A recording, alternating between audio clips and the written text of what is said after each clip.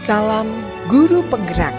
Perkenalkan, saya Lila Sefreani, calon guru penggerak angkatan 11 dari SD Negeri Salatiga 06, Kota Salatiga. Hari ini saya akan memaparkan koneksi antar materi modul 1.1, kesimpulan dan refleksi tentang pemikiran Ki Hajar Dewantara. Pendidikan dan pengajaran tidaklah sama, karena pengajaran adalah bagian dari pendidikan. Pengajaran adalah proses pendidikan dalam memberi ilmu untuk kecakapan hidup anak secara lahir dan batin.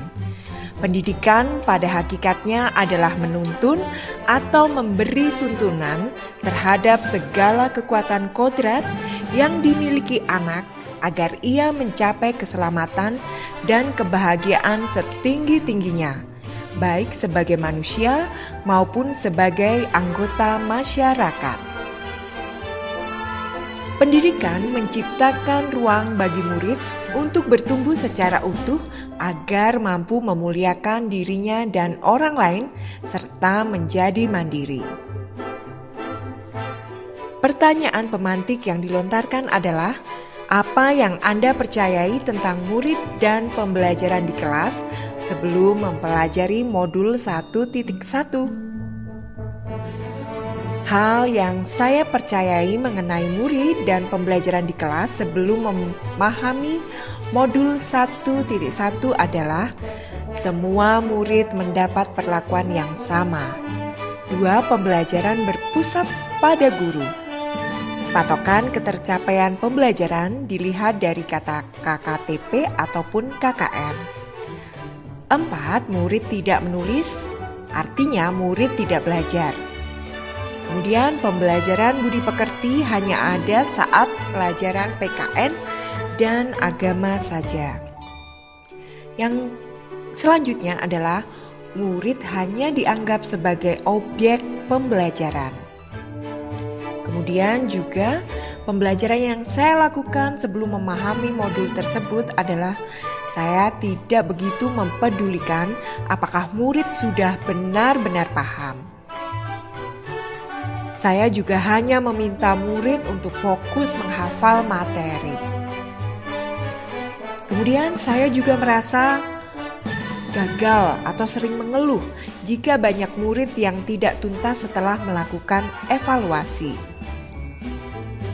Kemudian pertanyaan pemantik yang kedua adalah, apa yang berubah dari pemikiran atau perilaku Anda setelah mempelajari modul 1.1? Yang berubah dari pemikiran atau perilaku saya setelah mempelajari modul 1.1 adalah berhubungan dengan pemikiran, yaitu bahwa guru bukan merupakan satu-satunya sumber belajar murid. Setiap murid memiliki karakteristik yang unik. Ketercapaian belajar peserta didik itu sendiri berbeda. Dan semua mata pelajaran diintegrasikan dengan penerapan budi pekerti. Perubahan perilaku, yaitu saya mengarahkan murid belajar sesuai dengan minat dan bakatnya. Saya juga menerapkan strategi model pembelajaran yang kolaboratif dan bervariasi. Saya juga menerapkan pembelajaran berdiferensiasi sesuai minat dan kreativitas murid. Nah, perubahan ini juga meliputi bahwa saya harus melakukan proses pembelajaran secara menyeluruh dan bukan hanya berfokus pada aspek kognitif, tapi juga afektif, psikomotor, spiritual, sosial, dan budaya.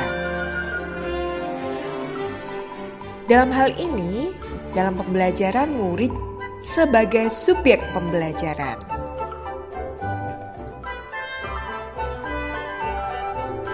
Pertanyaan pemantik ketiga, apa yang dapat segera saya terapkan lebih baik agar kelas saya mencerminkan pemikiran Ki Hajar Dewantara? Yang pertama adalah merancang dan menerapkan pembelajaran yang berdiferensiasi, bervariasi, aktif, kolaboratif, kreatif, dan komunikatif. Saya juga harus menjadi guru yang menuntun muridnya, mengenali karakter dan latar belakang murid, memperhatikan kodrat anak, menginspirasi, memerdekakan anak, dan juga mengutamakan budi pekerti.